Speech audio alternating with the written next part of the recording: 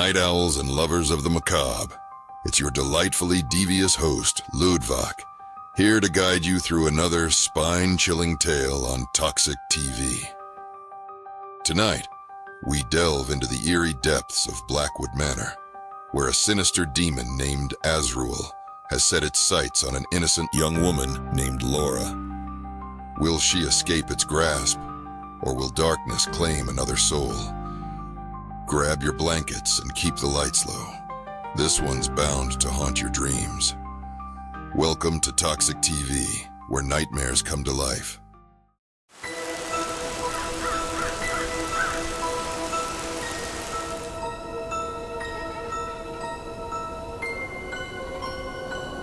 The old Blackwood Manor stood at the end of a forgotten road, cloaked in shadows that seemed to shift like living creatures.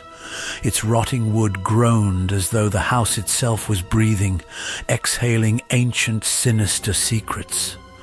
Dark legends spoke of a malevolent demon named Azruel, a fallen entity bound to the manor for centuries, cursed to feed on the purest souls to fuel its dark power.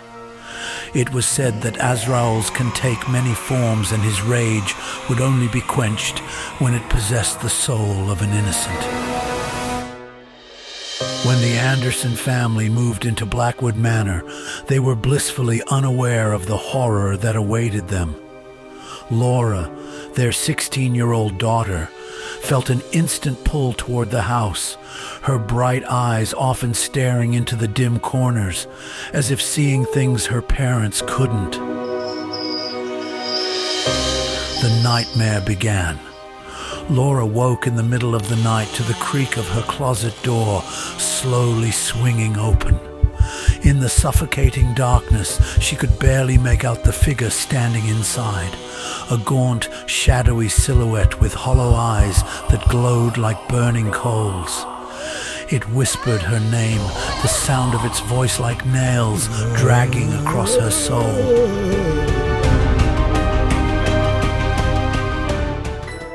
The following days were worse.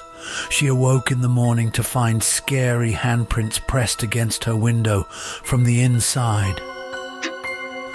At night, her bed shook violently at odd hours, as if an invisible force was trying to rip it from the floor. Shadows darker than the night itself would crawl across her walls, writhing like serpents, reaching for her with long, skeletal fingers. Sometimes she would hear soft giggles behind her, only to turn and find there is nobody behind her. Yes, Laura, cry for no reason. She's hysterical. Her parents dismissed her terrified cries as nightmares, but deep down, Laura knew the truth.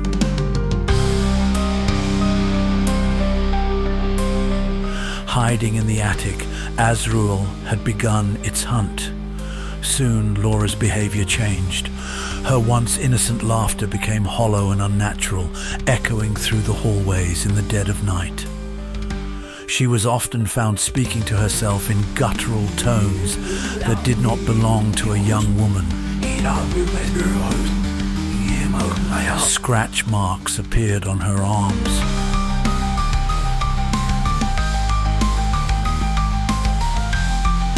One evening, Emily discovered Laura standing in front of a mirror, her lips moving as though speaking to someone. Emily stepped closer and froze in horror. Laura's reflection was smiling back at her, but the real Laura was not. As Azruel's grip tightened, Laura began waking in places she didn't remember going to, most often the attic, a place she had been terrified of before. There, the air was thick with the stench of decay, and the walls were lined with ancient blood-stained symbols. Laura would find herself surrounded by these symbols, etched in ancient blood. Though their meaning eluded her, Azruel knew all too well. The demon wasn't just tormenting her anymore, it was preparing to possess her. Laura's drawings, once innocent pictures of flowers and family, became disturbing visions of demonic faces, eyes weeping blood, and the house engulfed in flames.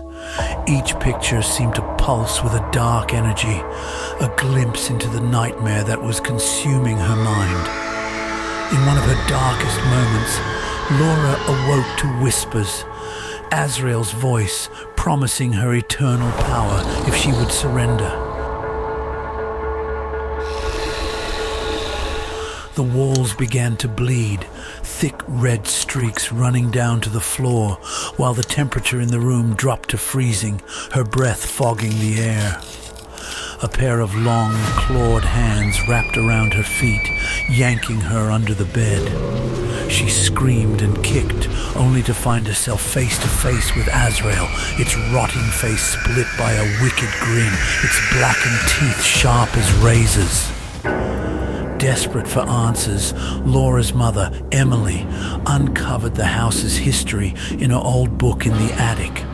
Reading the book, she learned that each young woman who had lived there met an unspeakable fate. Drowned in bathtubs, found hanging from the attic rafters, or suffocated in their sleep with their eyes wide open, frozen in terror. She contacted Father Matthews, a priest seasoned in battling demons. But the moment he stepped into Blackwood Manor, the house's atmosphere shifted. The walls moaned, and the lights flickered as unseen forces howled through the hallways. Something ancient and hungry had awoken, and it would not let go easily. The climactic battle unfolded in Laura's room.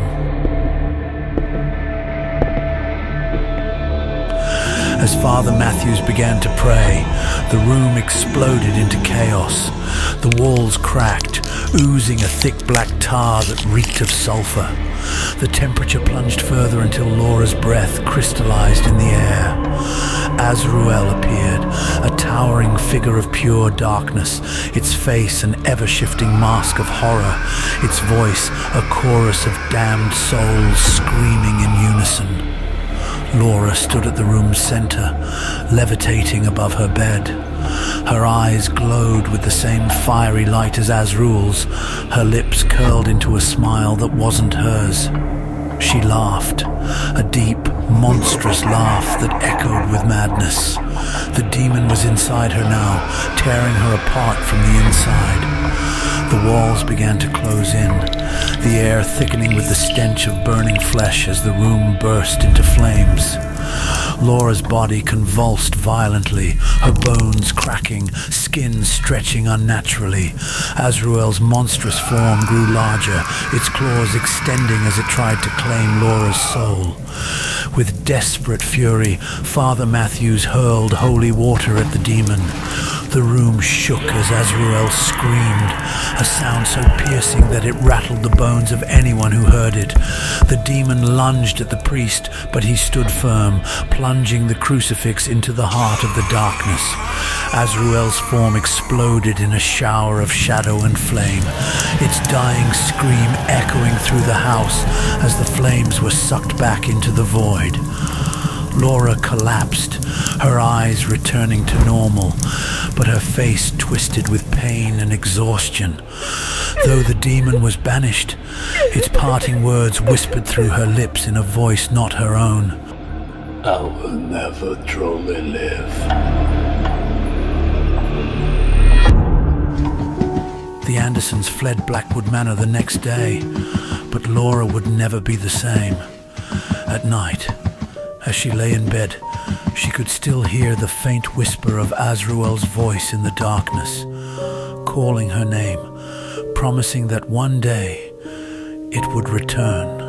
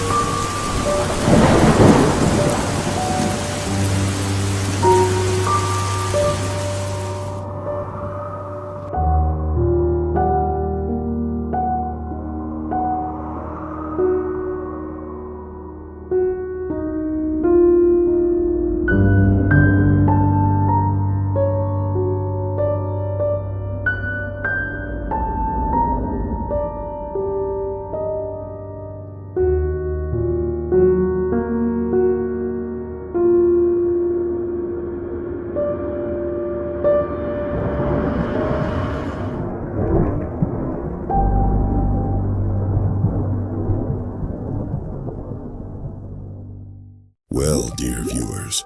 I hope you're still with us. That was the tale of Laura and the demon Azruel, another chilling chapter in the Blackwood Manor saga. If you enjoyed tonight's story, give us a thumbs up, and don't forget to hit that bell to subscribe for more spine-tingling tales. And stay tuned for our next episode, where we explore an abandoned, toxic waste factory with a terrifying mutated creature that will freak you out. Sweet dreams if you dare. Ha ha ha ha ha.